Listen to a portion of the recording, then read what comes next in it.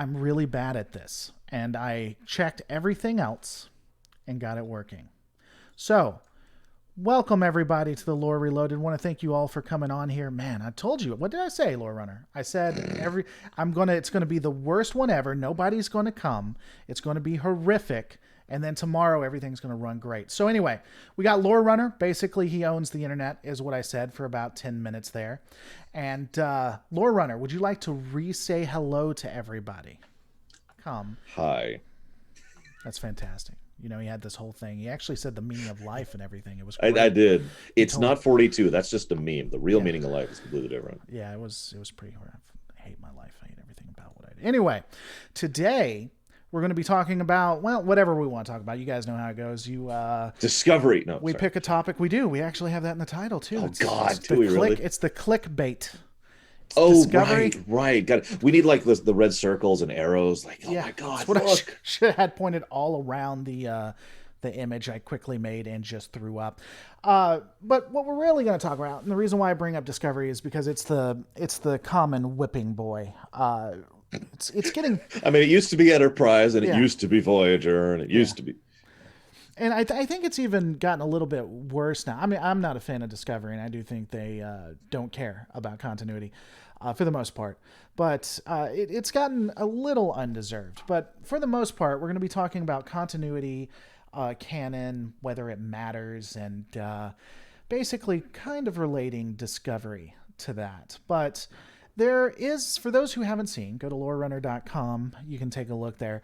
Lore Runner likes to do breakdowns just like me. He actually was doing breakdowns before this channel even existed. Voyager. I used to watch a lot of his stuff. It's And what- old and terrible, by the way. No, it's actually good. I don't know why you want to do a remake. I think it's done Because it's exceptionally old and terrible. I wasn't even doing it for a job back then. I was just people wanted me to talk about Voyager, so I was like, okay. well. One of the cool things you do that I like, and I actually, when I'm breaking down something in lore and it's related to an episode, I'll watch your review of that episode if it exists, just to see about some of the background because you go really in depth. And one of the disagreements I think we have is something called Death of the Author. Now, for those who have watched the channel, effectively, when I look at something, I want the world and universe to effectively stand on its own. I don't think it should or requires what the intent of the creator was, and I think it's a fatal flaw if it has to. I know that, Lore Runner, you take a little bit of a different bent on that. You do take into account what's said and why it, and if I understand, correct me if I'm wrong, if I understand, I think you think there is meaning to it and that you should have that. Am I on the right path there, or how do you feel about that? So what I think is that you're incredibly wrong, and we should have like a fist fight right here on camera. Wait, are you to my left or right? That's what I'm doing. Hang on. I am. Well, Looks like you're over here-ish. Hang on, Yeah. where's the... I think I'm. Yep, to okay. your left. All right, I got this. See, so we can do it. I do the I'm thing. ready. Do I'm the ready for the poses. fight. What I actually Don't make any think sense. is that it depends. And I know that's the cop-out answer, but that is the truth. I think it matters to help give an additional, like, okay, if you were told, do you like this food? I love to use food analogies because food is one of the few human universal constants. If you were told, do you like this food? And I say that so blandly on purpose because all you have to tell is it's food or not. I don't think that's enough information, right? Right. I think you need more information. How does it smell? What's the texture of it? What's the taste of it? What's the temperature of it? And that will help you to determine, do you have any allergies to it? You know, that'll help to determine a little bit whether or not you will actually enjoy that particular item or not. It's the same thing when it comes to dissecting, theorizing, and generally just analyzing fiction. I prefer to have as much information at my disposal as possible to finally make my decision about what I think about such a thing. So sometimes, as you say, you know, I look at the behind the scenes and the intended stuff. Like a good example of this is the fact, and I'll use a direct example because I was just covering this episode just yesterday. Ro Lawrence, she makes a line in the episode Preemptive Strike in TNG Season 7, Episode 23, where she talks about how there was this instructor back at the academy and he was really good and awesome, and I looked up to him and he quit and he joined the Maquis, right? Now, everything out of universe says that is Chakotay, but she never name drops him. And then in season 1 episode, I forget. Actually, I've got my notes right here. I just checked. But Voyager then immediately contradicts that by basically giving Chakotay some backstory that says, no, that's actually not possible. In other words, it fully in universe, I didn't write down the episode name, but fully in universe is not true, right? Right. But the intent was for it to be true. In fact, it was on StarTrek.com for some time. You actually could see, and it would say Rolaran trained and basically pulled into the Maquis by Chakotay and blah, blah, blah, blah. So I think that kind of stuff can matter, but I do not think it does matter absolutely. Well, and let me say this first, because a lot of people get confused. The one thing that comes up, and generally it's not from either of our audiences, it's from people who assume that we're with X group. There's no wrong. I don't like gatekeeping. I don't think there's any wrong way to look at this.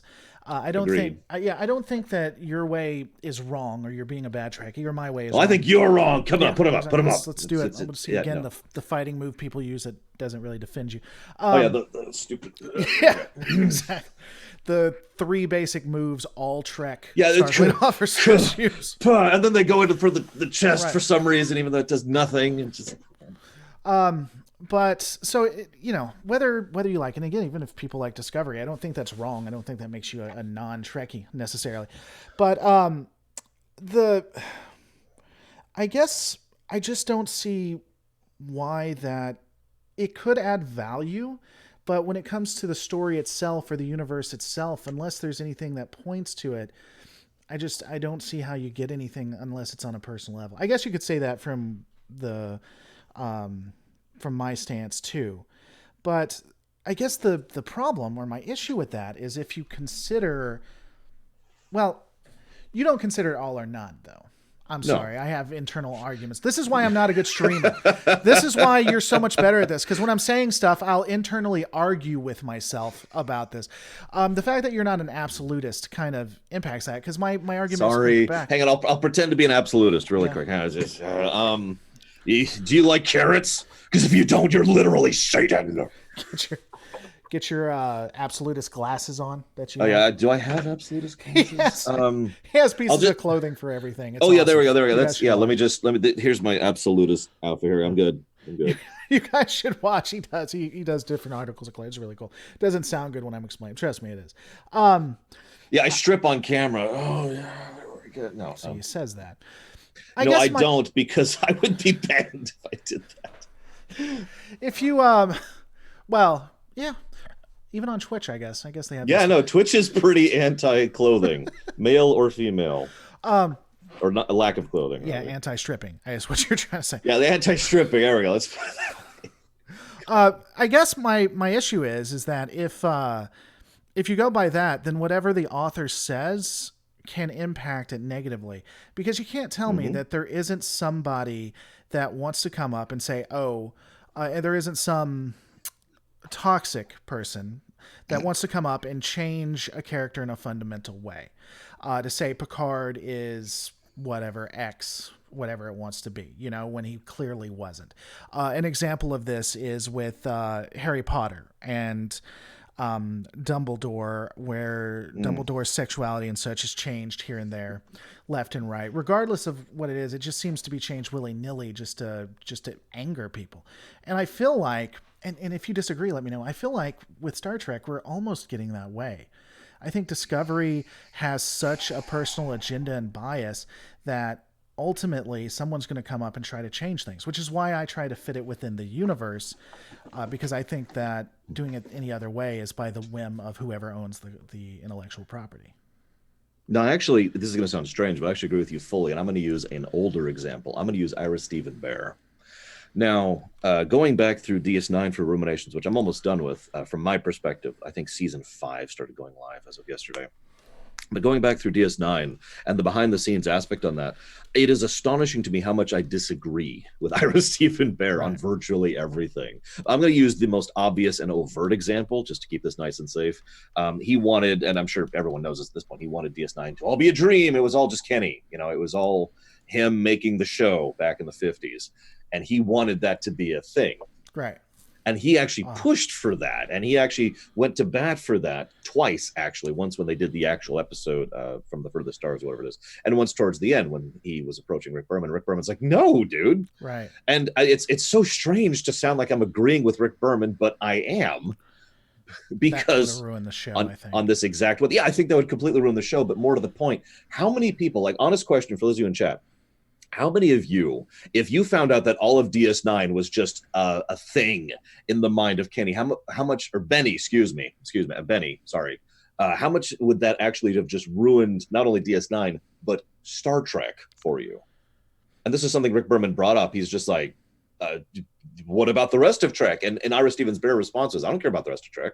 I care about my show. Right. Now, to continue to further add to my own point, though, I do think that information is necessary. I do think it's I shouldn't say that's the wrong word. I do think it's good. I think it's a good thing to have that information at your disposal, because then it's on you to decide to eject it or consider it. Right. It's about your choice at that point. Yeah, that is just horrific because it means all of the shows. I mean, it just Mm-hmm. everything is just maybe not by Benny, but I guess you could even argue Benny made all of the Star Trek show. It is, yeah. He talked about that. Did he say it before the documentary? Did he ever mention Yes. that? I Oh, he did. actually Okay. went digging on that specifically for that point. And there's a very random interview from him. So I actually talk about this in my rumination of that episode when it comes out. But he did this one interview in one Vegas convention years ago. And I hunted down the transcript in the interview. So I was like, aha. And then the documentary came out and he just said it again. I'm like, I spent so much work trying to find that and verify that and do my due diligence as a reporter, or whatever you want to call me. And no, anyways, but yeah, no, he has actually said that before on camera. And That's insane. I don't know if you saw it, but I did an interview with Lisa Klink. She did a lot of Voyager and some DS9. I think she did like one DS9 episode or something. Which one of the things I loved about Lisa Klink is that she did a lot of the episodes. She was a part of a lot of the episodes that I both loved and hated, specifically with the Borg. Episodes I think the Borg were done really well. Episodes where I think it was done horrifically. Something that permeates that I've noticed with writers and producers, really, I guess all Hollywood when you think about it, it's not that they don't care about continuity. It's that they want the story first. Or canon. If they can write a good story, they're not going to be as concerned. Continuity and canon really feels like a fan focused thing more than also, most what I like to television. call that the Minosky syndrome. I obviously know what that is, but would you like to describe it to everyone in chat Joe again? Minosky is a writer on Star Trek. He's actually a pretty good writer. However, he is actively anti-continuity. And in fact, he's so anti-continuity that he's the person, and I don't have the quote in front of me, please forgive me, but when they were doing the episode, what's it called? It's the second, actually, excuse me, it is the third Leonardo da Vinci episode. Okay. It's the one where he actually goes down to the planet and he's got the mobile emitter and blah blah blah. Yeah. And Minosky was pitching this in the room and they were breaking it. And several people were like, "Well, how does he get down there?" And Minosky's response was, "Who cares? Just make up some techno babble and get to the story already." And that quote has stuck with me forever because as you say, I think there are quite a few writers who have that exact opinion of just screw it. Right. I'm just here to tell this story. I don't really give a damn whether it makes sense or is self-contiguous. Yeah, I don't necessarily agree. To a point, I'll agree with it. I think that if there's minor issues, or if it's a really good story and a major one, not like consistently breaking, uh, I think story should trump in the end because I mean it's a business too. People got to eat. You got to have good ratings and everything. I get that. Um, but if you have something that has good continuity, overall it just makes it better. And in the long run, I think you'll make more money. If you look at like Babylon 5, I think is an example of good writing, and I mean there can be issues, but good continuity, and because of that, people focus on it more, or they'll put more into it. I think, and so it's more a um, long term success versus short term success in that Hmm. instance. No, I agree. So any of my regular viewers will know I'm really big on economics. I've been an economics geek since I was in school. And I tend to think of it in the same manner because in the economic world, it's the same concept. Do you want to make a bunch of money now and basically torpedo your IP and your company and your employees? Or do you want to spend a little bit more upfront and spend more time and effort on it and have a much more long-term investment that'll keep having returns years in advance? Right. And this leads into the rant about the quarterly return and everything wrong with society and blah, blah, blah, which I'm not going to go into right now. But I want to share an example to parallel that. In DS9, season 7, episode, I think 12. I don't remember which episode this is. It's the third of the 9-parter leading into the finale for DS9. Mm-hmm. It's specifically the episode where the final shot is Damar and Wayun, and then Ezri and Worf are beamed in, and it's like, hey, we've made an alliance with the Breen. Do you happen to remember that? Mm-hmm.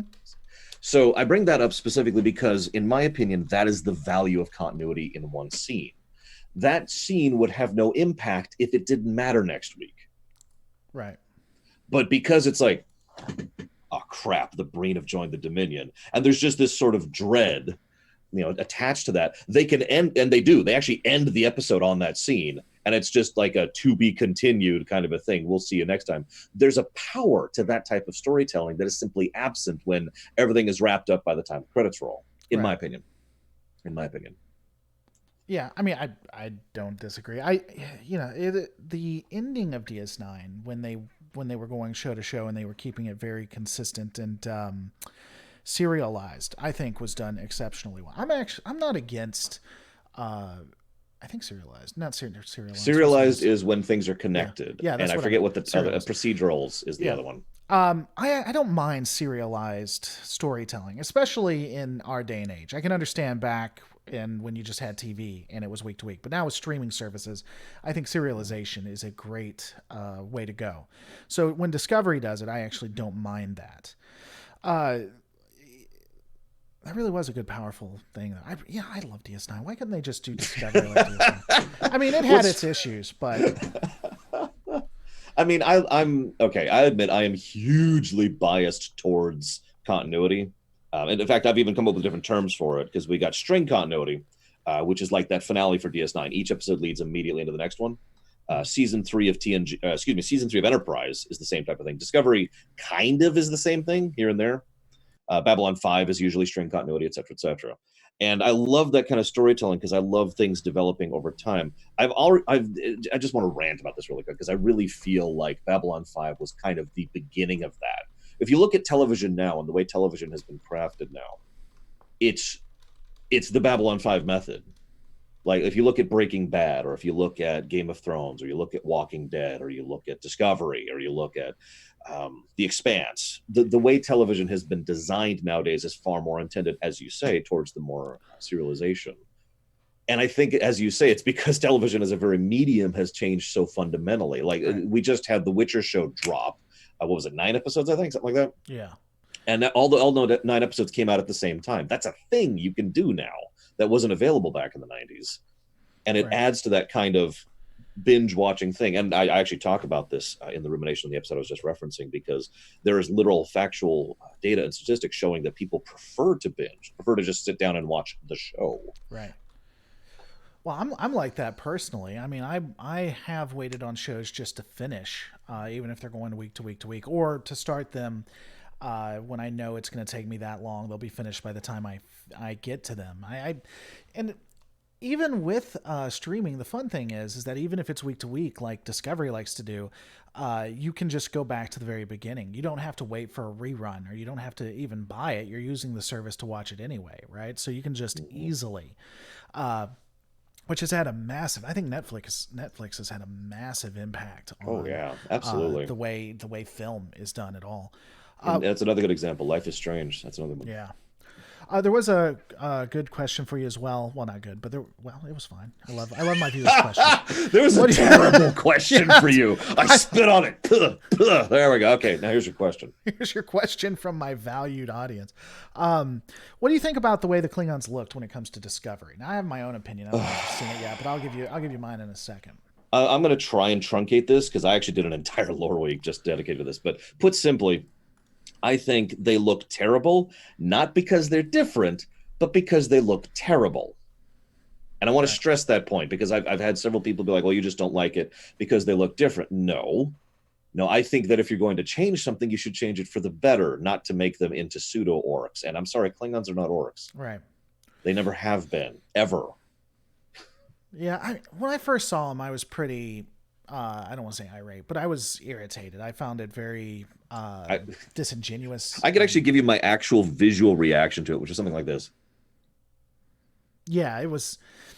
And what made it worse was they acted like all Klingons looked like that. I hated. See, the thing was when it was first pitched to me, and I think this may have been by someone, not necessarily me reading, but it was like, you have these Klingons on this religious ship, and they've been there for a long time. And so that I could necessarily buy. We see that in Voyager, where a Klingon ship just whatever decides to leave the Empire for whatever reason Mm-hmm. and ends up in the Delta Quadrant. So it might be interesting if you had this rogue house that just upped and left, and they've been gone so long that you start to see the physical changes, or maybe something happened to them and it caused a physical change. Whatever. I mean, we have the augment virus thing, which Enterprise Right. did, which I actually liked that they did that Right. personally. So I mean, they could try to rewrite it in that way, but they didn't. They just said it always looks like this. In the end, I've just come to accept it because when you look at the changes from the TOS series to the TOS movies to TNG season 1, TNG season 2, into DS9, the Klingons constantly changed. Now they slowed down from TNG to DS9 and to Voyager, which I think confuses people, but they do drastically change, and so it's something that it does. I think it's one of the flaws of the continuity issue because you can't really explain that. Yeah. But for me, it is just whatever. I hate Discovery. This is off topic. Discovery feels like lost potential. Oh my god, how I would So write it's that. Voyager? No, sorry, Yeah, sorry. it's For the basically. record, I like Voyager just to get that out there for anybody who doesn't know me. I mean, I do. I mean, it's massively flawed, but I still enjoy that show. Damn it, yeah. I mean, Lore Runner is a huge fan of bad science fiction, so I mean, he's it's he's true. like one of those. One of my Robbie the robot. It's fantastic. I love it. I eat it up. The Well, we got another question that came up too.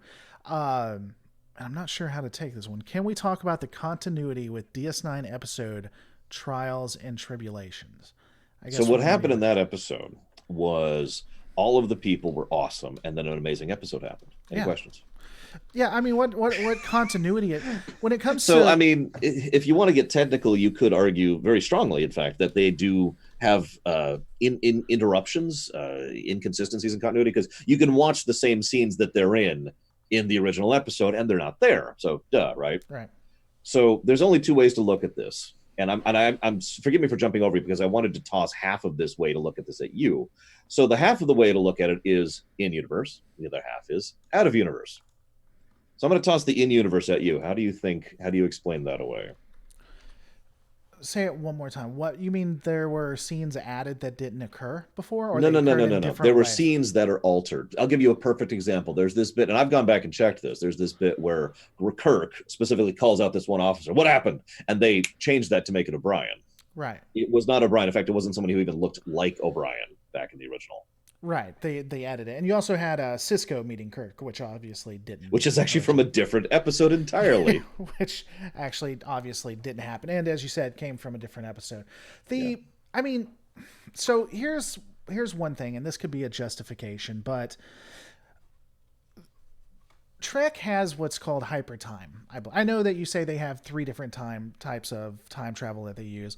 For the most part, I accept hypertime. Whereas if anything could happen, it will.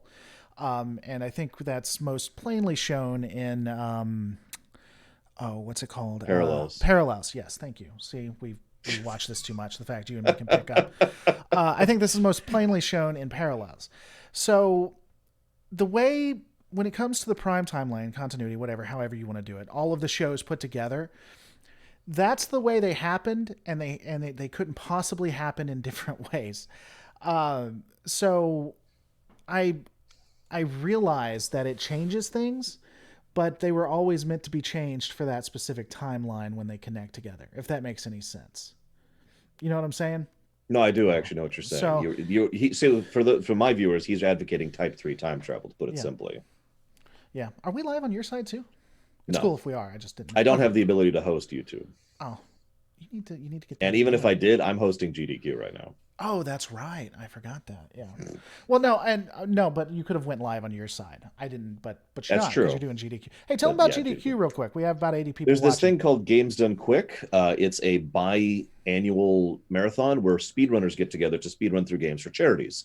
The current one going through is Awesome Games Done Quick, HDQ, which is for the Prevent Cancer Foundation, which is an awesome charity in my opinion. And the one during summer months, which is usually around June or July, is called Summer Games Done Quick, SGDQ. And they usually support Médecins Sans Frontières, which is Doctors Without Borders, which is another excellent charity. You can find them on gamesdonequick.com, and there's tons of information there about prizes you could win and things you could donate for and what the money goes towards and streaming. And it's just a fun thing to watch, even if you don't have any interest in trying to support the cause. Yeah, I actually had a lot of fun. For those who don't know, I actually do Extra Life almost every year. I didn't do it last year, but I've done it every year except for last year because I had a lot of stuff going on. Um, but my cancer is something that hits my family a lot too. My father had it, and my nephew almost died from it. He's I think he's a teenager now, but he was really young when it hit him, and he had a couple of close calls. So when I do Extra Life, I generally do it for the children's hospital that treated his cancer near me. So I put the link in there. You guys should check them out after the stream, obviously, and if you have the bandwidth, definitely consider giving because cancer's rough, man. It's nothing to play with. So glad I wanted to get that out. Glad we got that out. But back to what we were saying. Yeah, there are time continuity issues that happen, but honestly, I don't think it's as impactful to neither to the continuity overall or the episodes they were doing it with. I actually Trials and Tribulations would be one that I think time travel done right. You can't ever really do time travel right. It's just a horrible writing, in my opinion, a horrible way of storytelling just because of how hard it is. Maybe I'll just say it's a really hard storytelling piece. But if you're going to do it, I think DS9 is one of the ones that did it right. If you have to have impact, I don't think like Voyager messed it up completely. In my opinion. Sorry. Yeah. But I mean, my first thought was when they go back to the 90s and meet the tycoon who invented the computer age apparently and right. always did, even though they undo the timeline, so that actually didn't happen. Right. Yes.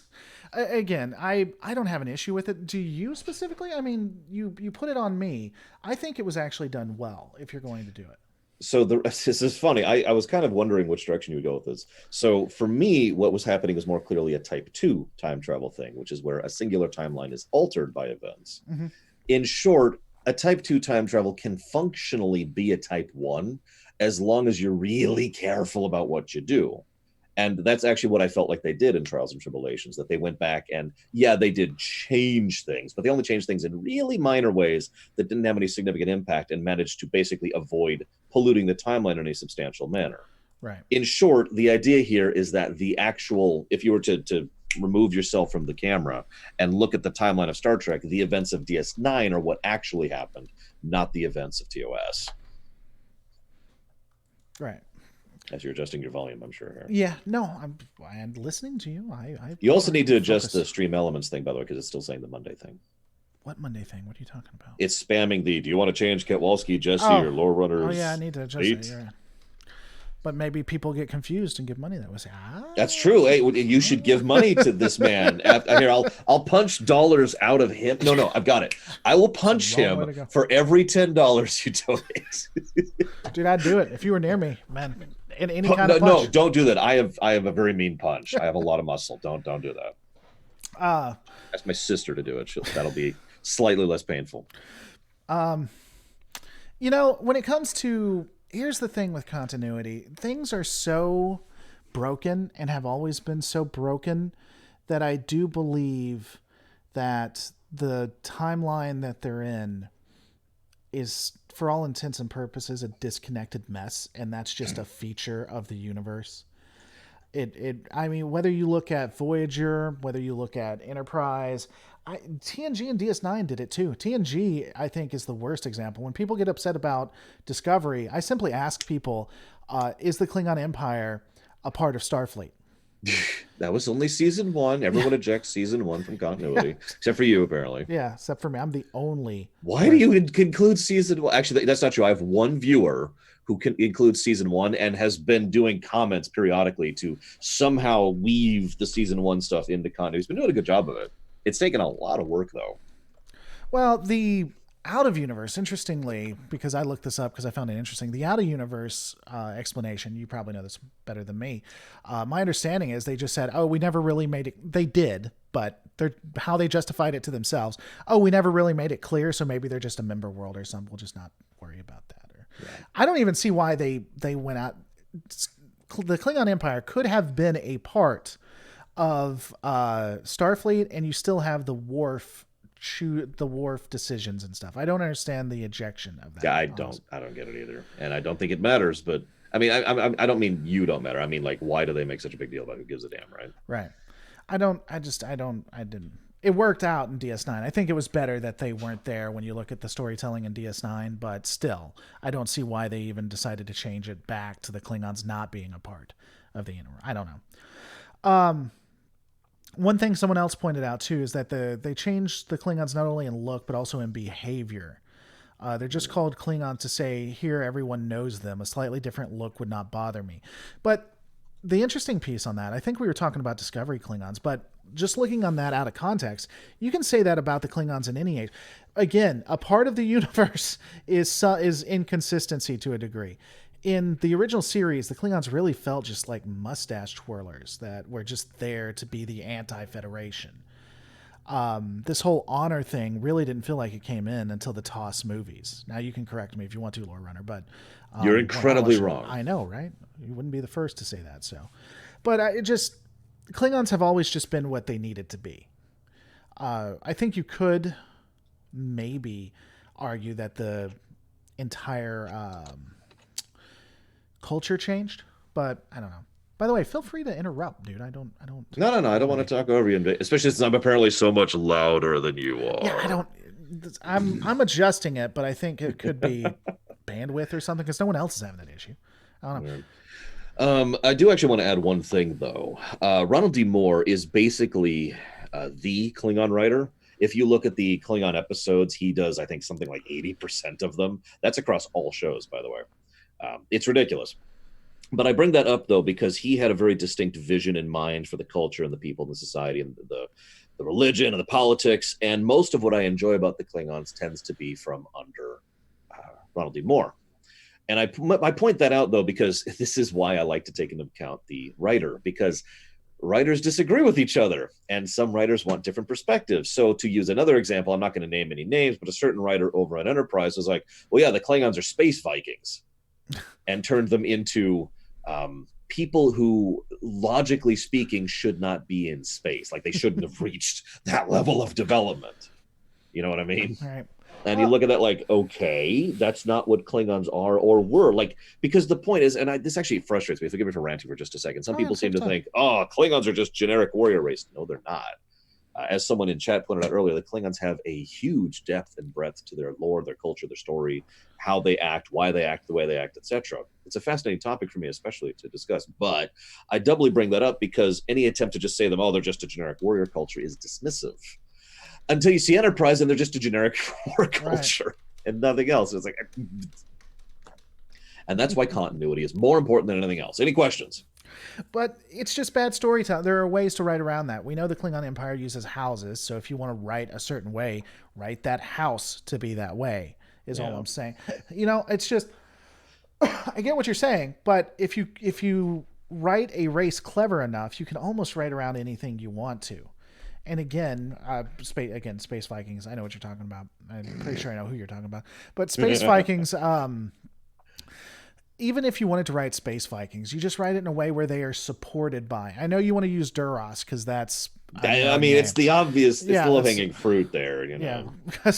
because God forbid you create original stuff. But that's a little unfair, but still, uh, it's just you can write around it. That's what's frustrating for me. The one thing I would say that would be hard to write around, and I think I've discussed this before, but I think the Borg are pretty hard to write as presented in TNG. I eviscerate the continuity of Voyager, but I do understand it because I don't. The Borg are really a one or maybe two shot, unless you make the protagonists excessively powerful, and then what's the point? Yeah. Which is then that way you have Superman, and nobody likes Superman, right? yeah, right, exactly. That's what I'm saying. Nobody look at Batman versus Superman. Nobody liked that, so it's true. Nobody did. uh oh, I had another question, and I'll forget if I don't ask, and it's completely off base. Do you think the Mass Effect universe could work with a TV format? Yes. That wasn't a question for me. That was a question for you. Was that for me? I thought it was for you. It said Lore Reloaded. Yeah, but that's to get my attention. I told him to put Lore Reloaded so that I can. Oh, see I'm it. sorry. Well, yes. Don't do a movie, do a frickin' show. By the way, that actually applies to a lot of games. If you wanted to make this is one of the reasons that game movies irritate me. Games don't translate to movies well because games are long and involved and have a lot of stuff going on, and movies are the opposite of all of that. A show is something that can actually approximate a game because you have the whole episodic long-term storytelling thing. I mean, Dragon Age would be a terrible movie, but Dragon Age would be an awesome show, to use another parallel.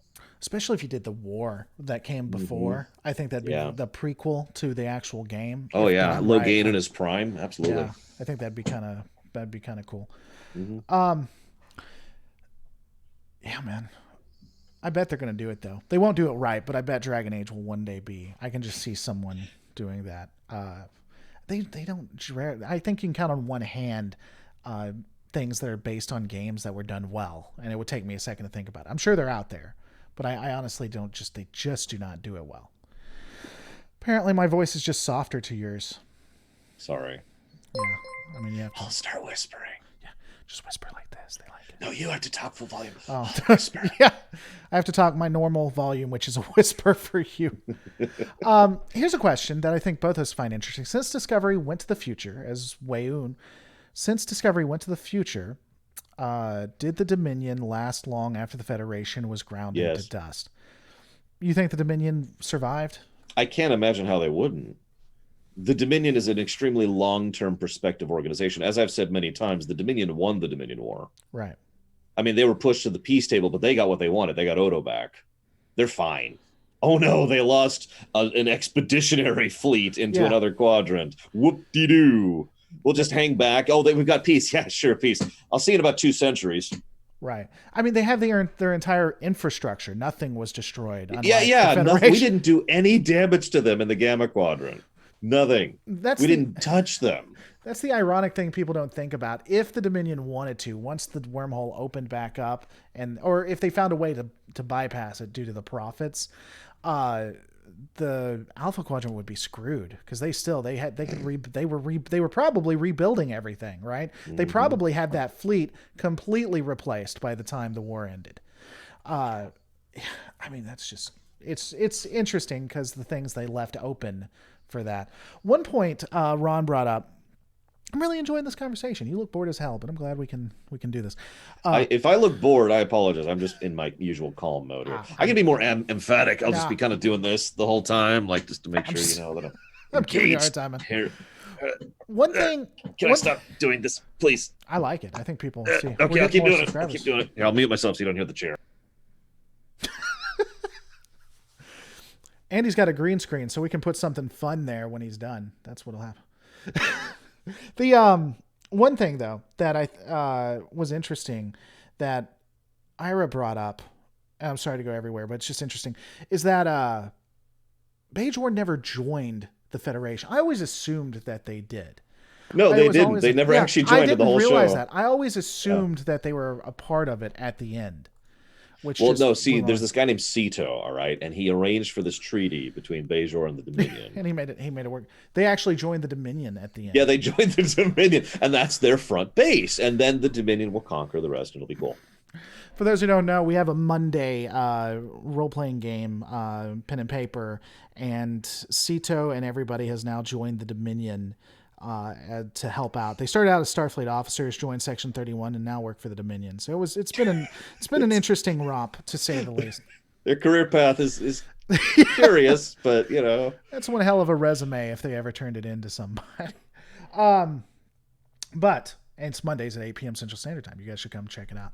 Talking back, and I'm sorry, there's one other thing I remember I was going to say. A lot of people are like, well, Discovery's now in the future. Everything's fine. We can breathe. We can breathe safe. There's a lot of damage you can do. First off, there are things we know happen in the future that are stated in Enterprise. But beyond that, you can rewrite history and still really mess up canon and continuity, even though you're in the future. You know?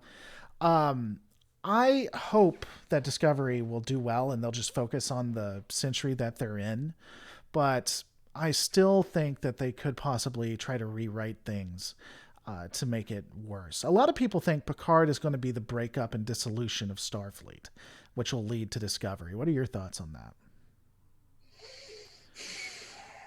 I don't know where to begin with that one. Um, God, I really don't know where to. Okay, so preface.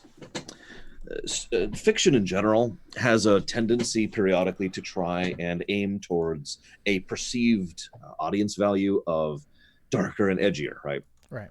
Now, the problem is, while there's actually a great value in dark storytelling, um, edginess is kind of a separate thing. And any given time, in my experience, when a studio deliberately aims for darker and edgier, they get what I like to call darkier and edgier, which I say just to make fun of it, basically. Right.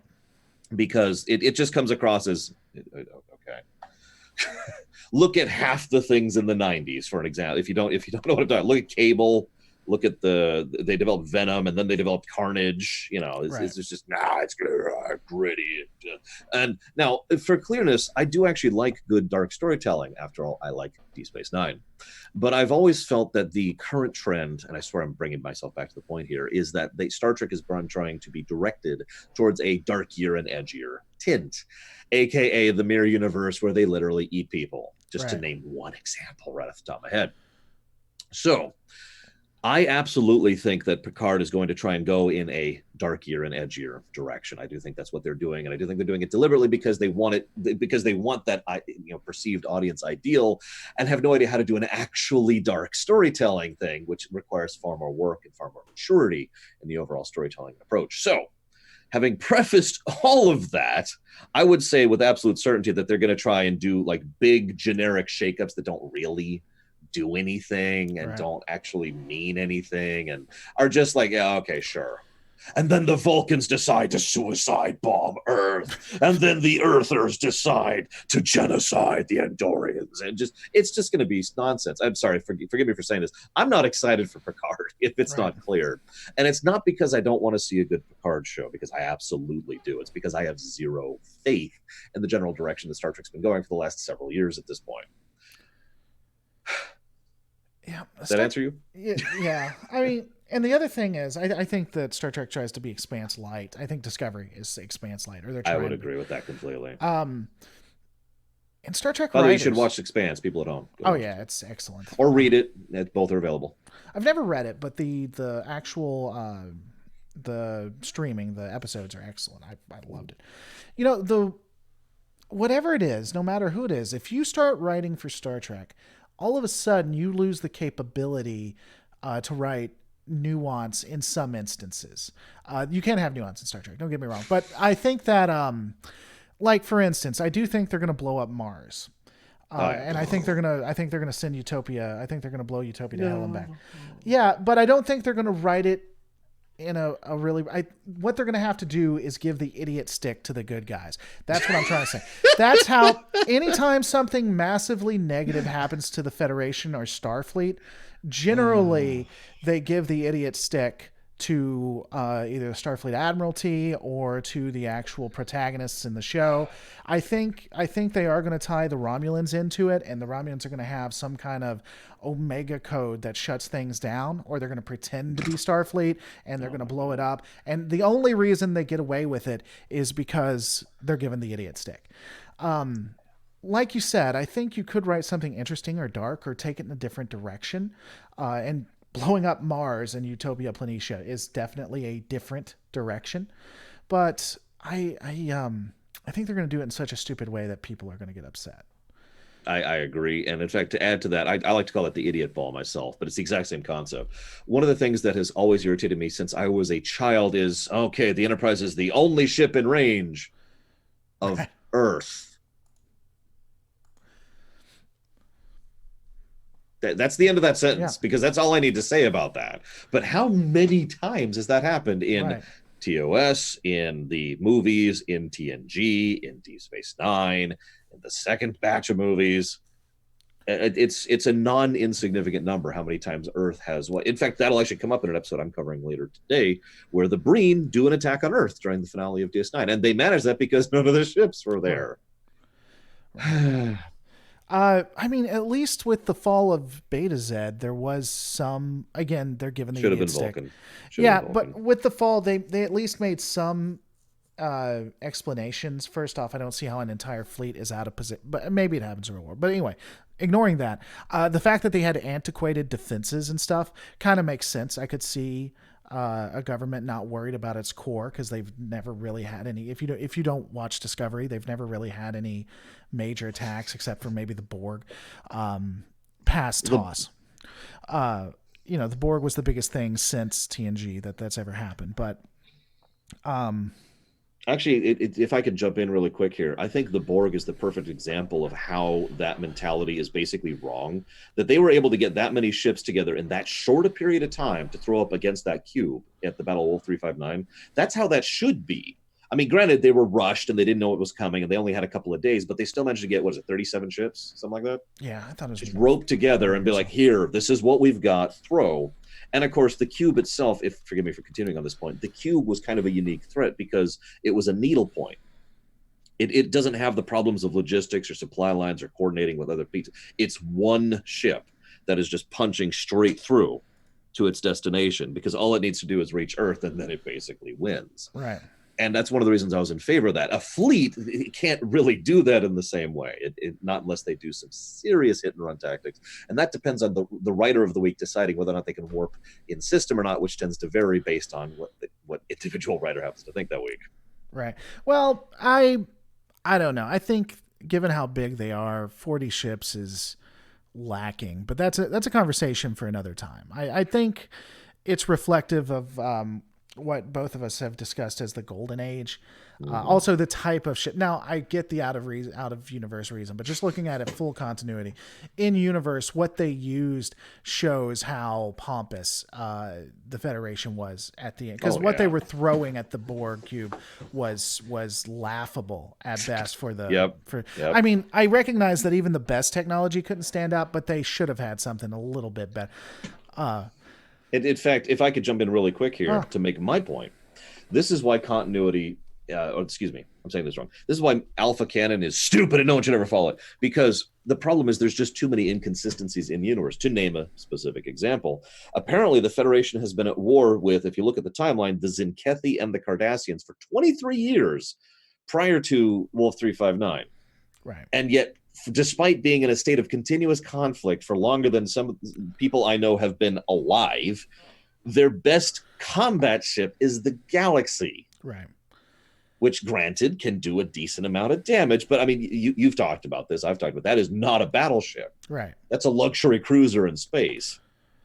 Well, and it just goes back to the issue. I think you can do that, but you have to do in what you see with the Cardassians, where their ships just aren't worth anything compared to what the Federation can pump out. Right. That's the only way that makes any sense. Is if with a lax Federation, is that they're in this war, but they're fighting enemies that really Are pathetic. realistically shouldn't be able to put up any kind of real fight, and you're dealing with a military and a civilian populace that doesn't recognize you still need to innovate and you still need to do the best you can. If I could jump in really quick, I know you have that red versus yellow scene thing you do. I forget what you actually call it. Forgive me. The Admiralty's Board. Starfleet Command, yeah. Starfleet Just Command. have fun with it. You've got that series, yeah. I can just picture legitimately in universe. I can picture. Sir, we've come up with ideas for the latest escort class ship. What's an escort class ship? And they had to call it that because they can't call it a battleship. Right. can't go. And they're like, well, and they just like are trying to dance around it. And they're like, well, hang on, this thing has like 6 torpedo tubes and 18 phaser arrays, and most of it's better. Why would you even make a ship like this? Well, in case we need to fight. I mean, we've had conflicts in the past. No, no, no, no, no, no. We just need to get rid of all of that. Add some more sensor arrays and a yacht. Yeah, it's ridiculous. I mean, and especially when you look at the history, if you include Discovery, TOS, TNG, with the exception, well, no, even the jump from TOS to TNG, given the dialogue, generally the Federation and most likely Earth is attacked within every 75-year period. Something massive happens to Earth. It's stupid to and that's just assuming one. Sometimes it happens twice. Listen, Starfleet is not a military. I think the military affairs are a small purview of the job of a ship captain. Yeah. Oh my God, and because I'm Riker and I'm a smug bastard this episode. Yeah. Gene being able to have full control was a bad idea. No one should have ever given Gene full control. For the record, no offense to anybody who actually believes Starfleet isn't military, because I've heard some legitimate and decent arguments from people, just not from the show. My grief is with the show. What argument from people based on the show? So one of the best arguments I've heard is that what they actually function as is closer to like a Coast Guard. Someone who has a military function and operates in military affairs, but that is basically their tertiary function, not their primary function. Sure. And I was like, okay, yeah, that's actually a decent argument. Congratulations. I don't buy it, but still, at least they have a reasonable thought process rather than military is bad, yo. So which is what the shows tend to do. I guess that person's never watched the original series, is what that sounds like, especially the movies where they have actual. Okay. I would agree. That said, me making fun. That said, I would agree that was kind of their mentality, even if they didn't say it in TNG. I think they originally started out and were meant to be a military. When you look at TOS, I think it's very clear. Even Discovery, I think there's some things where they try not to, but the way Discovery and the ships are made and everything, even Discovery to a degree, I think. But in TNG, I do believe they consider themselves Coast Guards for all intents and purposes. I would completely agree. I mean, if you want, I'll pull up the quote that Riker says. It's the dumbest freaking thing. No, yeah, it's from what was the name of that episode? It's a season 2 one when they're doing the battle games. I forget the name of it though. Yeah, and I think that's the one with the Ferengi too, where the Ferengi come in and I know which one you're talking about. It's horrifically done. I would agree. What's interesting too, though, in that episode, even though this is off base, is Riker is supposed to be this amazing tactician, and yet doesn't respect because you can't just be a tactician. It's a skill set. It's something you have to dedicate your time to. And so he is just amazingly great at this thing he has no respect for. It's just... Yeah, I like to call that soapboxing. And this, again, goes to that out of character, in character thing, because that's clearly not Riker saying that. Right. You know what I mean? And it's so obvious that it's not Riker saying that it just kind of makes me go... And I just tend to mentally eject that. Right. Along with a lot of season 1. I think... you can mentally eject it, but I also think that you could just put it with the times. I think that a lot of arguments people have given to me, besides me receiving a call in the middle, a lot of the arguments people have given to me is that when we're watching The Next Generation, when we're watching the Enterprise D, we're watching basically the best of the best, the upper crust, if you will, the flagship, that maybe a lot of the fleet isn't reflective of this. I don't know that I believe that, because most everyone they interact with acts like them. Jellicoe was a stark difference on purpose. But Riker maybe fell in and drank the Kool-Aid once he joined the Enterprise, or perhaps even before that he wasn't always like that, is how people have tried to argue it. I don't know. You could also say that he's just lying, like straight up. Yeah. Oh, yes. No, it's current policy that we're against that. So I'm totally against that too. Please promote me. Yeah. Well, you do have Picard there. So he is bigoted on some things like religion. Oh, my God. Picard's the worst atheist on God's green earth. I know you don't like to talk about stuff like that, but he is the worst.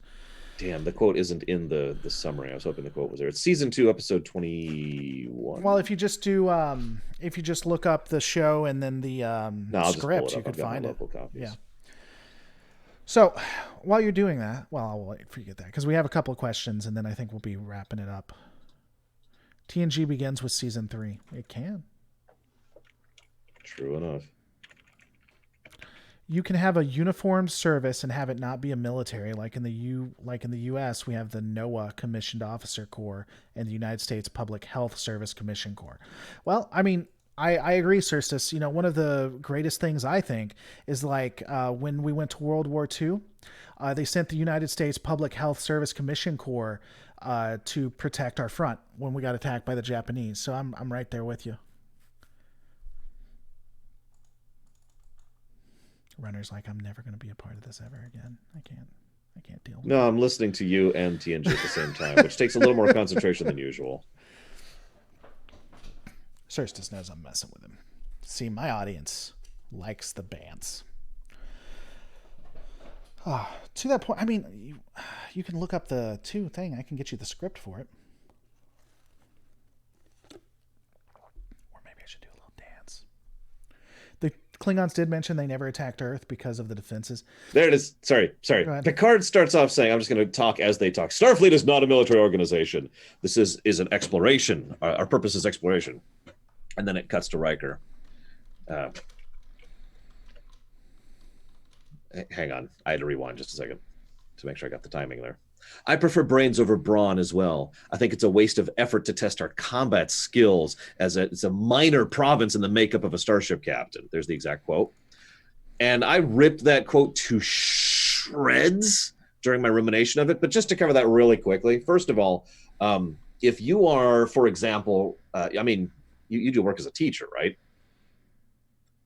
Other lore? I lost Other lore. He's gone. No, I'm here. Okay. Have you done any work as a teacher? Or am I just misremembering that? You're misremembering that. Okay. Well, then screw you. Kids things, but for example, a teacher. I am. Oh, that's what I was thinking of. That's what I was thinking. Yeah, I actually am part of the mentorship program. A teacher's job, one of the teacher's jobs, is to make sure that they can get the kids out in case of a fire emergency. That is a minor province in the makeup of a teacher, which they should take very freaking seriously. And they do regular drills for it. For second problem is the fact that he prefaces his comment by saying, I prefer brains over brawn any days, which is, by the way, the definition of frickin' tactics. Right. Third problem, punch. There we go. There's the third problem with it. Yeah, let me ask you this real quick. And if this is into subjects you don't want to, because I agree. I look at Where's Picard. my sword? Yeah, exactly. He likes to stab people if they go too far out of line. It's just a precaution. You know, I'll just have this here. We're good. Okay, continue. One thing that worries me about Star Trek Picard is I guess I effectively grew up with TNG. And so Picard I look at as like the proto-human. I really do, for all intents and purposes. He is the pinnacle of Gene's idolization to a degree, I think. I think that he is the unrealistic version of what if there were 3 branches that we would go to, we'll just go 2 branches. He would be the unrealistic greatest version of us that exists. And Cisco would be what's probably going to happen. The good version. If there's going to be a good humanity outcome, I hope to God we're Cisco's. Because I think that's the most realistic good version, and then you have the bad versions that are more likely.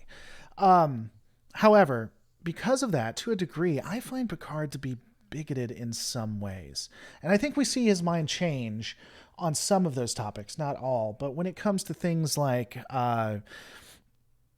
tactics and combat, we see him in combat. We see him willing to go into it, but I don't think his opinion on it has massively changed. Maybe it has. Maybe you can talk me out of that. But I think he has been more consistent on that.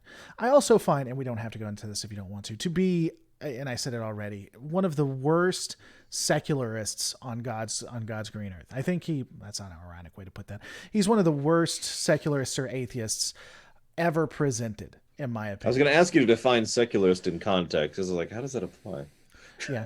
Well, I mean, I say that because some people, if I say atheist, it's like, well, people can be secularists, not atheists. If I say secularist, well, secularist or atheist, I just took it out of that. I just gotcha. Say that. No, I feel you. I feel you. But yeah, I think that because of that, he can be massively bigoted in some ways. Would you agree with that, Curious? We don't have to talk about this if you want to. I know there's some things off topic. Hang on. Now, I want you to just hold still, okay? So you stab me. Now, okay. So for real, though. I do have to say that, in my opinion, Picard. How do I phrase this? Okay, I'm going to go and just dip my toes into this one, but I do think Picard has very strong opinions about things like religion and what's the name of that episode? Who Watches the Watcher? Season Yeah. 3 is an excellent example of that. However, I also will say, and I know this is going to sound absolutely atrocious, and I'm probably going to lose all my viewers over this, but I do think he does as best of a job as he is capable of removing that bias from his mentality. He obviously has that bias, and I'm not trying to say he doesn't, but I do think he tries very hard not to let that affect his judgment. To make a point, and I talked about this during the Who Watches the Watcher's rumination, one of the interesting things that I had forgotten about until I did the rumination on that episode is it wasn't the fact that he was anti-religion, it was that he was anti-demonstrably false religion, that he was going to be establishing a fake church that was after him. Yeah, I remember you saying that. I don't know that I agree with you on that. I mean, you can disagree, and then I'll kill you. But the point is that I found that an interesting thing to think about, and it's also doubly interesting since most people who themselves are religious or spiritual or faithful or whatever probably also would be against a demonstrably fake religion. I mean, to use another example of a demonstrably fake religion, we have the Dominion. Right. Just to toss that out there. Although, of course, naturally, the Enterprise would never let you do the Dominion because the creators of Star Trek are stupid, but that's neither here nor there. Point being that I do think he very much adheres to what I would actually refer to as the lawful good ideal, which doesn't necessarily mean a good person. In fact, I would actually disagree with Picard on many elements for many ways. However, he does try very, very hard to stick within the bounds of what he considers lawful while still trying to do as much good as possible. Now, you're probably thinking, why am I bringing that up with regards to bigotry or religion? Well, another excellent example about this, even though it's not exactly what I would call a good episode, is the episode Journey's End. You remember that one? Season 7. Yeah. That's the one where, for those of you at home, that's the one where Wesley leaves the show, which is actually a minor B plot. And the actual thing, which is the development of the Maquis and the Native Americans, Chakotay's tribe, by the way, which is not part of canon, but is totally irrelevant because that's what the writers intended, who are there specifically in order to, they found this place and it's their home and they've settled it, blah, blah, blah, blah, blah, blah, blah. Now, I point that out because Picard goes way out of his way to try and make this work for these people. These people who are staying here because of their religious faith. And I want to stress that point. It is adamantly made clear that they are staying here because they believe that this is their spiritual home and they do not want to leave. And Picard goes way out of his way to try and support and provide for that because, again, lawful good. He fails at it because of the lawful part is more important than the good part. That's my take on it. I'll have to rewatch that. That's an interesting take. I'll rewatch that one.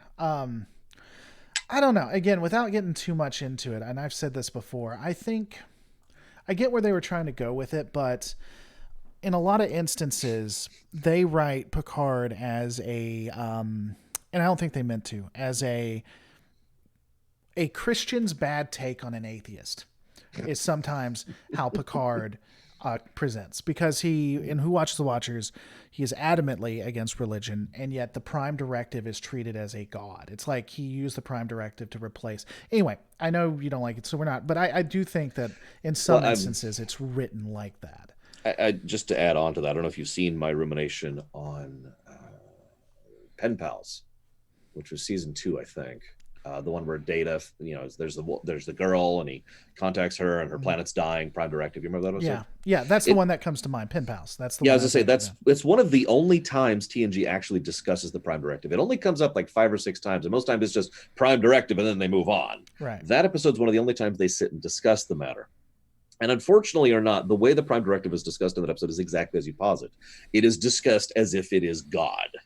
Right. As if, and I don't mean as in literally an entity that sits on high or whatever. I mean, it is a absolute factor of their belief system that they, and there's a cosmic plan is the actual terminology. Yeah, Riker even, I was going to say, not to interrupt you, Riker even indirectly relates, says those words. Mm-hmm. Yeah, if there's a cosmic plan, is it not the height of hubris in order to challenge it, I believe is the quote. Yeah. Yeah. I think SF Debris did the greatest counter to that. I know you watch SF Debris. Did you see where he was talking about the Prime Directive and his counter to Riker? Yes, yes, I did. That was a long time ago. Yeah. That Oh, was like yeah. 8 years ago now. Yeah. But it was like watching a person burning. He used more than a person, but we're just going to be nice. That's actually funny. No, he's used baby. I remember that because I've used that exact same analogy. If you stop on the side of the road and you see a baby is burning in a car and you have the power to jump in there and save that baby and you deliberately don't because you don't want to interfere, screw you. Yeah. And I'm actually with him on that one completely. I'm for the record, for those of you who don't watch my show, I'm actually very anti-application of Prime Directive. And I stress it that way because I think they actually misapply it, to be completely blunt. I think Toss had the best interpretation. I agree. Is it not a violation of the Prime Directive to tell these people their thing? Yes, but that has to be better than the alternative of total annihilation. Logical. Right. Yeah, no, I agree. And of course, we all know that the Prime Directive was actually invented as a direct reaction to interventionism during, that would have been the Truman era. Right. So, duh. All right, so we'll get to these questions, and then yeah, we have like a lot of questions. Sorry, I haven't actually been. Yeah, I apologize, everyone. I talk way too much. Nah, it's fun. I enjoy it, man. Here, I'll cut myself. Hang on, let me get this. This is gonna take a minute. So I gotta this here. I'll just kind of rest my chin here. There we go. Literally falling. Man, how horrible would it be if you accidentally did slip, and that's gonna be. Well, that would be. It'd be great. It'd be on camera. It'd be your biggest show you've ever done. I would make quite a bit until I got shut down for terms of service use. What are your thoughts about and so just so you know, my audience, they just ask random questions. They talk about all kinds. Your audience seems pretty, they stay on topic. My audience doesn't care. They've talked about all kinds of things. What are your thoughts about the JJ verse Federation collapsing before the launch of the Enterprise D due to Praxis blowing up pre-Excelsior maiden voyage? I don't know where that comes from. Maybe you get the reference for it, but what are your I actually thoughts? don't either, to be completely honest. So if the Federation collapsed before the launch of the Enterprise D, what would be your thoughts on that before Praxis blowing up? Why would the Federation collapse from that? That's my first thought. Why would they collapse from that? Could be, I guess, war with the Klingons. The Klingons, did they have superior technology in Kelvinverse? I really don't remember. I shouldn't say no to that. You know what? No, I'll actually say no to that. I'll say this. I have always had the opinion that in the Kelvinverse, the Federation is pretty beefed up due to the Narendra. I think it's the Narendra. Is that what it is? Yep. Because a part of it, a lot of their technology and their weapon systems they got from scans of the survivors of that fleet. And you have a 23rd century scanning a 24th, near 25th century ship and getting all of that information and taking which is Borg enhanced. Let's not forget that. Yeah, Borg enhanced. Well, I mean, technically. Although that's not canon, so depending. I unless you count the comics as canon. I think the comics are considered canon for that universe. I don't care. I don't do the canon. But in theory, they did. I like how we haven't actually talked about canon at all. By the way, it's in the title. We haven't even brought it up. Well, the thing is everybody just considers it's the same. That's why when I talk about things, I'm like, all right, so let's talk about continuity, canon, and the prime, because people, it's kind of like how words don't really mean the same thing, but people just meld them together. Mm-hmm. Which is why we haven't, but we can talk about it. That'll be another 30 minutes. We don't know if you'll give the reference to that. We can talk more about it. Man, I'm popular.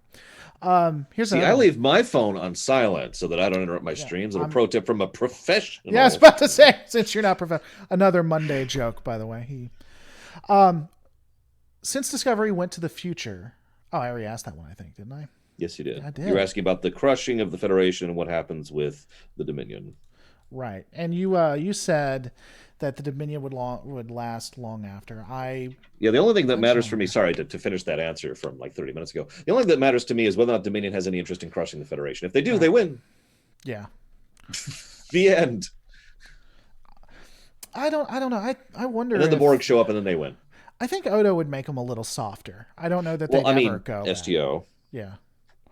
But I don't know that they'd ever completely turn around, but I think Oda would make them a little softer. They probably wouldn't be as important. I don't like what STO did with the Dominion and them. You don't? I actually really liked the direction. You don't like them getting... I haven't finished the storyline, I'll be honest. But I'll shush then. I'll shush. Well, it doesn't bother me all that much, but for anyone else. But them just getting taken down to one fleet, I don't necessarily like that. But that's not what happened. That's what's presented, isn't it? That all of them were taken down to one fleet? Nope. I feel like that was when You it need to first go finish launched. the DS9 arc I'll for redo. I'll Discover redo it. I don't know. I STO. teamed up. Not the DS9 arc. Sorry, wrong arc. You need to do the Victory is Life arc. That's Yeah, actually that's the one. substantially later than the DS9 arc. I teamed up with Cryptic to do that first one. I feel like that's the first. Okay, I'll go back and look. Um, I did a lore run of it if you want to just watch that. yeah, I probably should because I got no idea. I guess. So here's a question: Star Trek doesn't have interdictor technology. Why do ships ever stop to engage fleets? Why don't they all just stay in warp and go around them? Because plot. Yeah, no, that's the answer. I mean, this is the same show in which they can't even decide what Warp 9 means. Right. Well, the That battle came of up for me recently. what was it? Field of Angels or Battle of Angels or Sacrifice Of of Angels. Angels. There we go. Found them at the same time. Yeah, they all stop and then they get through the fleet and then they go to warp. It's like, but you could there's I mean, if nothing else, you could go to warp this way for approximately 1 millisecond Right. and then go to your destination because you'll be a few 100,000 kilometers that way. Right. I mean, I don't. Or you could go down, or you could go up, or you can go through. Yeah, when you're working in 3D space, it really makes it pretty hard to try to find reasons why they don't do that. What is the next H? We're going to bring this to the top because, again, it's super chats. What is the next HQ meeting going to be about? I'm not completely sure. I only have TNG DS9 uniforms right now, so I'm trying to keep it within that, even though arguably the Galaxy class, shut up, I don't care. So I'm looking in TNG to see what it's about. I may try some new styles too, because Lore Runner actually is good at this and has been giving me some options. So I may be doing some different kinds too. Another question that's not going to make any sense if you don't watch my live streams. Do you love cheesesteaks? Oh, you're asking me? Yes. Yes. Okay. Do you want the background on that? No. Okay, you don't. Trust me, it's not. It's not intriguing. You can tell me. I don't care. One time a while back, a friend called up and asked me, a female friend called up and asked me if I was hungry, what I want. I asked her, I said cheesesteaks. She said she'd bring it over. This was live. Again, I try to keep it real. This was live, so I didn't even think anything about it. And then ever since then, they've been asking for cheesesteaks. And as a joke, sometimes I'll call up my now girlfriend and I'll be like, hey, can you give me some cheesesteaks? And she'll actually sometimes send them. It's just a Ron connection. Wow. So yeah, I know, right? YouTubers. Well, it's better than so, which I'm not going to explain. You're gonna have to watch his show. You're gonna have to go back. Which is funny because I've made an effort to remove that meme and people still do it. Which is, yeah, man. Once you do something, it's on. It's just there. It's there forever. So when I was younger and stupid, being like 5 years or something, I did a really stupid thing on video, like excessively stupid. I'll tell you offline. It was with another YouTuber named Anti-Trekker. His opening now has me, we'll put it this way, dressed in drag. Okay. That's part of his opening. Yeah. So anyway, which is better, more ships or more advanced tech? Tech. It's always tech. You can Zerg tech though. It depends on the scale. So it's like this. There's actually a curve, and I'm not actually making this up, between numbers and quality. So anywhere in the middle, it's more of a gimme. But if you have too many numbers, just as in way too many numbers, you win. If you too much quality, you win. It depends. But if you get sufficiently advanced, I don't care how many tanks you have, you're not going to finish a Borg cube, to use it parallel. Sure. That'd be funny though. I'd love to see that. Would be hysterical. Just all... imagine thousands upon thousands of Abrams charging the cube, and the cube's just like just taking them without any real issue. Yeah, just it's one beam. It's just moving from tank to tank to tank to tank to tank. The only reason they stop is because it's inefficient. It's just that's like, this is stupid, and they just leave because they're a ship, so they just go into space, and the tanks are like, oh, come on. Yeah. we had a thing going on. Oh. All right. Here's a question: the Borg or the Dominion? Borg. Okay. Say Star Trek. We already asked that. Why are you people asking questions, the same questions? To make sure that you see it, that they're repeating it to make sure you see it. Yeah, I know, but I thought I did better than. In other words, should we have more ships defending Earth or have advanced ships to make Starfleet as powerful as the Borg or the Iconians? So one ship is as strong as a fleet to defeat it. I think that's a bad strategy. That's an incredibly bad strategy. That's the single pillar strategy. Yeah, I think that's a bad. All you do is knock out the one pillar and the whole roof comes down. Yeah, I would to agree with that. stretch the analogy. All right, so we're gonna do just a couple more, and I think this is gonna be it. I Here's an actually have a interesting question question. for you. Okay. Do you want to ask it now, or do you want to wait till after? I'll wait till you're done, but I just wanted to say that now before you say it. And then we're chopping off forever, never coming back. Then we're done. Never gonna see him on again. Yep, I'm good. Um, He's actually going to kill me and take my show. that's exactly. Do you think you can suicide warp an entire fleet to oblivion? Yeah, but why? Well, first off, if you could do that, why don't they do that? But Oh, you mean as in the Holdo maneuver? what did you think I meant? First off, I I think thought I you meant more meant just. committing suicide with a fleet. I'm like, okay, but what's the benefit of that? Oh well, The Borg are coming! Quick, go to warp! Go to warp! Oh, we're dead. Oh, thank that's what I God. had my It's engineer do. over. It's over. Yeah. Okay. No. No. Based on my limited, I would win. Continuing track. Based on my limited understanding of how warp works, you couldn't really do that unless they were also at warp, because warp basically does shift you into a slightly separate dimension. So it's not like you can literally collide with someone at warp, not in the strictest sense of the word. Now, that varies based on the writer of the week. However, in the tech manual, that's how it's described, which I know because, if you'll give me for a second, I know this because I actually did a lot of research into the different types of faster than light travel several months ago when I was looking into something unrelated. And both Star Wars and Star Trek use the alternate dimension physics don't work the same method of bypassing the light speed barrier. Right. The interestingly, I've seen a lot of good arguments, and I'd have to go back and find them, but that the ship itself isn't the thing that's necessarily moving. That the warp, what happens is you create the warp bubble around yourself, and it's that's pushed forward, and so if you run into something once you bypass the actual warp bubble, you're more just hitting a stationary or slower moving object, so it wouldn't be as impactful as the holdo maneuver makes it look, right? I'd have to go look it up. It was an interesting argument, I think.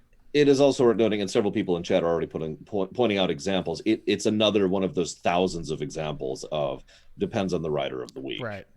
So pick your canon on that one. Right. So, because sometimes, and sometimes gravity wells can impact it, and sometimes it just doesn't matter. I've seen. Yeah, sometimes it literally only comes up like 7 times, and it's always when the plot demands that they can't warp in system. It always, that's one of my bigger pet peeves, because it only shows up very few times, but each time it's like, oh no, we can't fix this. Why? Because we can't go to warp. Right. Why? Anyway, sorry, continue. Yeah, and someone else mentioned, I don't know if they were the ones that asked the original question, but they said, I'm not talking about torpedoes fired in warp. I'm talking, well, I guess the question is, because they were talking about torpedoes and the difference between torpedoes being fired while at warp and torpedoes that can jump to warp after being fired, which there's one I know of that there's a missile that did in Voyager. It was a ship, basically. There's actually 2 in Voyager that did that. Yeah, but they're both missiles. the one took over the Doctor, and one of them was Cardassian. Right. I don't know. Because the Cardassians have that mega tech, right? They can just make this super ridiculously, overwhelmingly powerful, super ultra death missile. But only one. And they fired it at a colony of huts. And then get completely annihilated by the Klingon Empire. My only thing is, technically in canon, the proton, the missiles, protons, whatever, the torpedoes are warp capable. They'd have to be. If you're going to, because if you fire it at a ship while warping, then somehow the torpedo has to continue to be warping, or it would just fall out of warp and be useless as soon as it bypassed the bubble or immediately came out of the ship. Depending on how you want to look at it, it would have dropped out of warp and then been useless. You'd have to do it like a mine if you're going to do that. It's either that or all torpedoes are somehow warp capable. One of the issues with continuity, I would agree with you when it comes to that. All right, so unless you saw an interesting one, I think that's going to be it for this. I told you I had a question. Yeah, that's what I was going to say. What was your question? If you were commissioned to rewrite the opening storyline for Star Trek Online, replacing the contrivance of the Klingon War with something else, but still leading up to the rest of the game, aka the eventual thing with the Undine leading into the Iconians, what would you do? Oh, that's a good one. So I've been saving this. I've actually been sitting on this for a few weeks now. Have you? I don't know. I don't know that I can answer. So you could rewrite the tutorial for all intents and purposes, but it has to lead in the same way. Mm-hmm. I don't know. I would have to think about that. Yeah.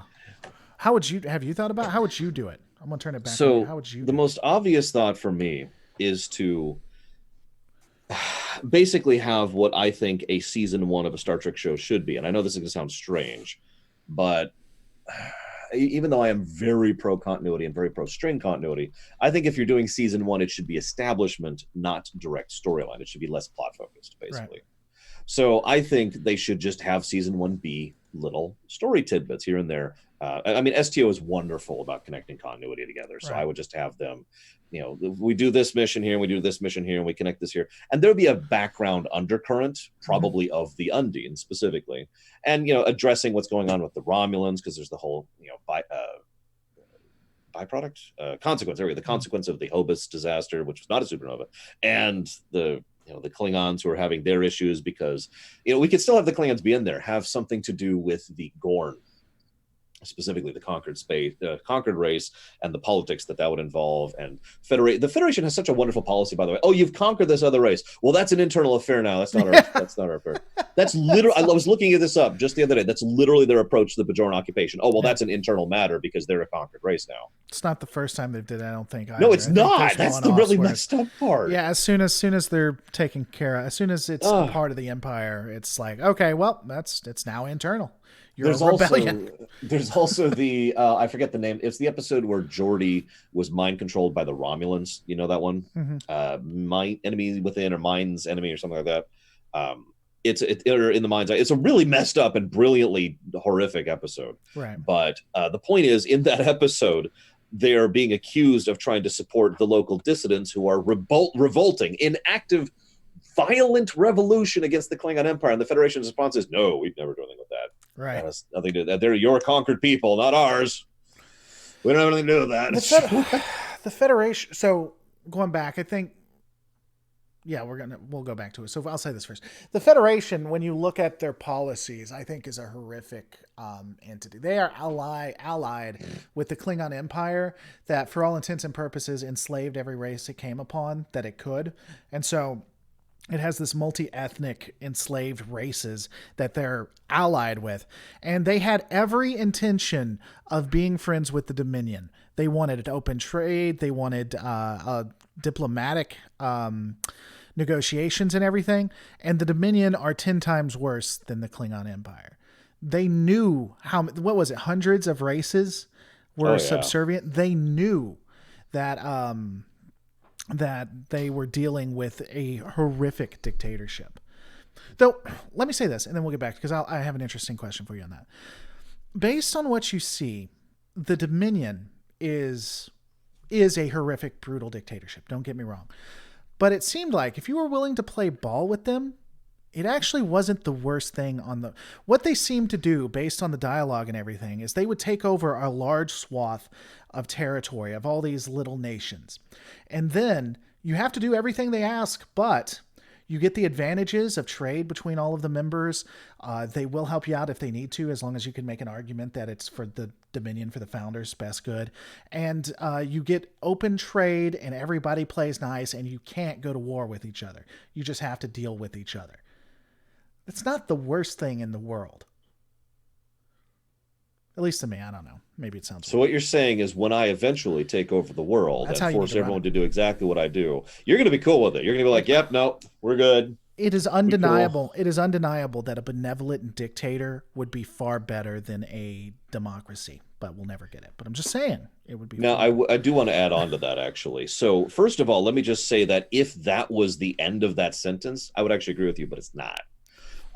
Forgive me. I've actually been sitting here trying to think of the prime specific example, and I can't think of it. But the problem is the Dominion has this thing where the moment that even if you're doing everything they tell you, I guess the Cardassians are the best example of this, but even if you're doing everything that they tell you to do, you have no value to them. So they will, if it suits their purposes, discard you or destroy you basically on a whim. Right. You have to just say just useful. because. Yeah. Yeah, yeah, exactly. That I think is one that I really do feel like that needs to be added at the end of that sentence. That is the real threat. It's not the being conquered. It's not the being told what to do. It's the fact that at every single point in time, you know that if it benefits the founders for whatever reason, they will do whatever they want with you because you are their property. Right. And I think that is really the big thing for me. As I've said many times, the Dominion itself as an organization is basically just the anti-federation, Right. or rather the inverse federation, excuse me. But the founders are the actual problem because they are evil, straight up, horrifically, selfishly, self-interestedly, genocidally, cruelly, I can keep going, evil. And that's the problem. Right. Is they have look at there's the final episode, What You Leave Behind, DS9. I know this is kind of an extreme example, but in that episode, the female changing says, "Go kill the Cardassians." She says it like she's ordering lunch, Right.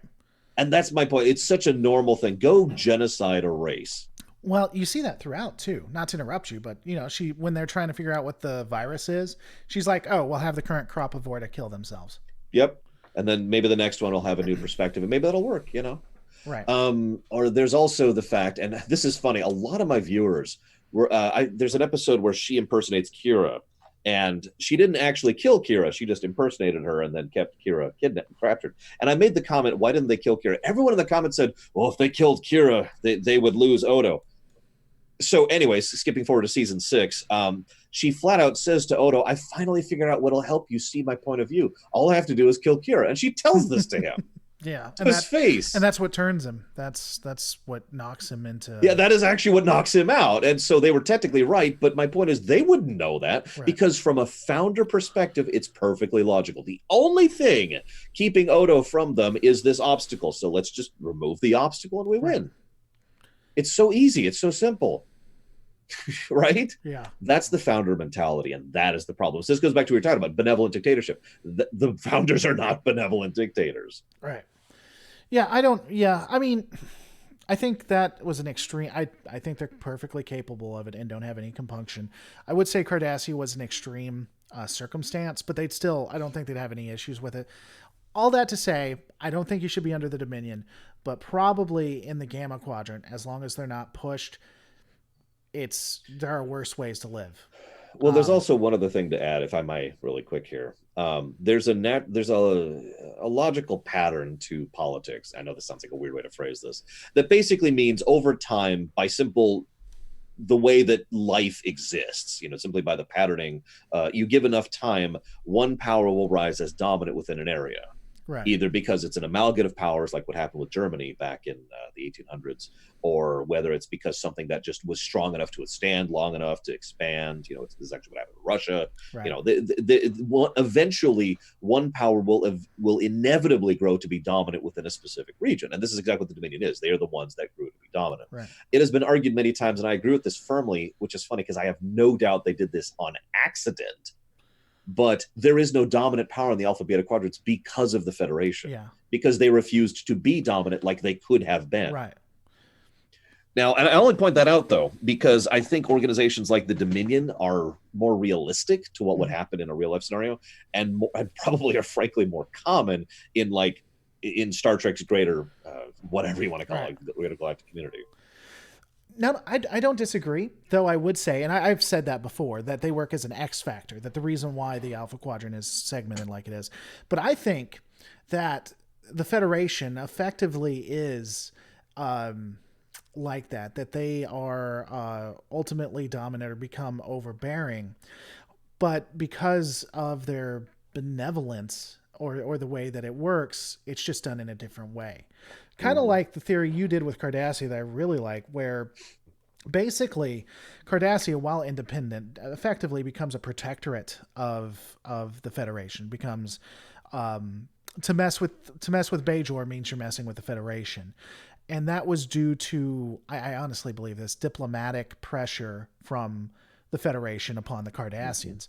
And I think that's just how they do it. They don't do it with guns or anything. I just think that ultimately, and I don't even know that they do it on purpose. It's just if if you're a part of a government and this government comes up and can magically make things disappear and out of air, and seems like they have unlimited resources and love you and will let you do anything and talk about freedom of thought, even though that doesn't exist in the Federation.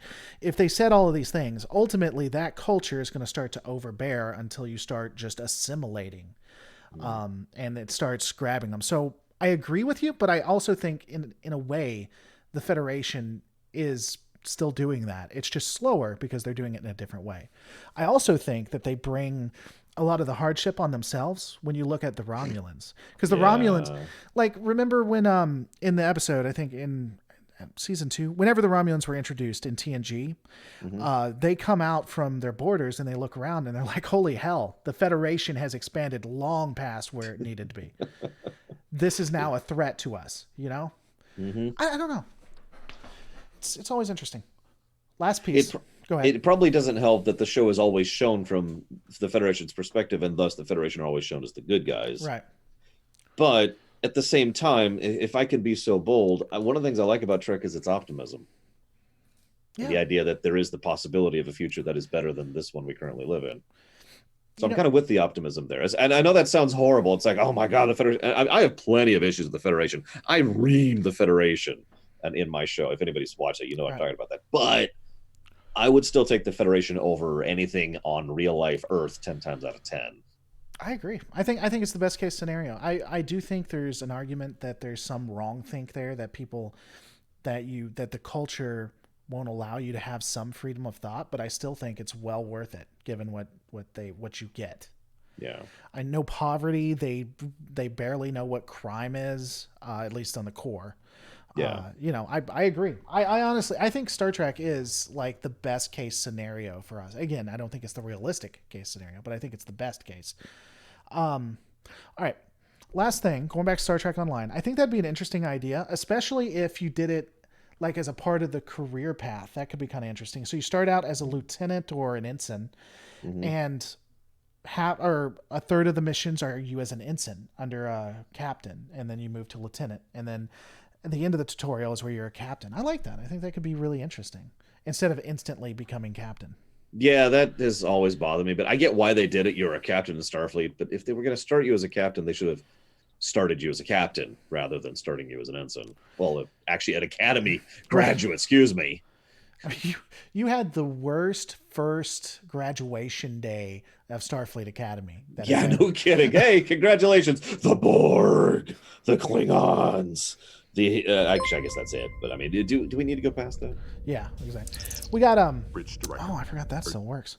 All right, last one, and then we do got to go because you have been awesome, and I really appreciate you staying over. But we got something from Bearing Cab, who is an awesome person. I know him from some other channels. Do you think we will see characters from other shows in Picard? Chakotay might at least be mentioned because of his relationship with Seven? ? If you don't mind, I'll answer that real quick first. And I want to see if you agree with this. It feels like Star Trek Picard likes some shows, but not others, or at least characters. It seems like they're open to Voyager, but not DS9. Yeah. What are your thoughts on that? I feel like I've already given my aggregate opinion on Picard, but I mentioned that because that's relevant here. Because, so we know Troy's in it, we know Riker's in it, we know Seven's in it, we know Hugh's in it, right? And I think that's it of the majors at the moment. Where's Crusher? I think they kill her. Yeah. Like there's several very obvious exceptions. Crusher being the most obvious in my opinion. And you and I've actually talked about this exact topic before. I find myself wondering if they're going to basically go full tilt into this, or if they're going to merely be using this as there's a term for that, basically bad fan service. Right. In other words, where they go ahead and say, hey, here's this person. All right, now leave us alone. We're going to do this other show. Now, don't mistake me. I'm not saying all fan service is bad. In fact, I can tell you good fan service right off the top of my head, all good things. That episode is a fan service episode for TNG, and that's good fan service. I would be totally cool with them going ahead and really committing to this and having the reference to Chakotay, although perfectly frank, I'd rather she be with the Doctor. And we know Robert Picardo's down for more Star Trek, so I'm just saying, that could be a thing. But have her reference a relationship, have a reference to it, like you say, Crusher being dead, and what's going on with LaForge. I mean, LeVar Burton's still doing his rounds, and again, most of these people have still been involved with STO, so it's not like they're uninterested in the property. However, that was not the question. The question is, do I think they will? Not do I think they should? And do I think they will? The answer is no. I think they're going to bomb. I don't think it's going to be good. Do you think they're going to kill Seven of Nine? I've heard that come up, where she's going to die protecting Picard. Actually, to be complete. Oh, well, okay. Rewind a second. Yes. I don't think that's what they should do, though. I know this sounds so strange, but I think it would be better if Picard died saving her. Right. And have that be the official torch being carried forward moment. That would be horrific to do in the way that they've positioned this show, though. That's the problem, is this show, there's so many things I could do with a show like this. I'm sorry, I hate to think creatively, but God, there's so many possibilities with this, and it's just, one of the reasons you don't work for CBS, I'd imagine. That's yep. If I did work for CBS, well, I mean, first of all, my throat would be sore all the time. Right. But yeah, no. All right, guys. Thanks so much. Hope you enjoyed it. Definitely check out Lore Runner at lorerunner.com. You can also go to twitch.tv/The Lore Runner and start following them, or even subscribe there. This has been a lot of fun. Let me know if you guys want me to continue to do stuff like this. You'd like to have Lore Runner back. It is always a pleasure. I just got to learn to talk less. I talk too much. Anyway, don't forget to rate, comment, and subscribe, guys. We're going to see you on the next Lore Reloaded.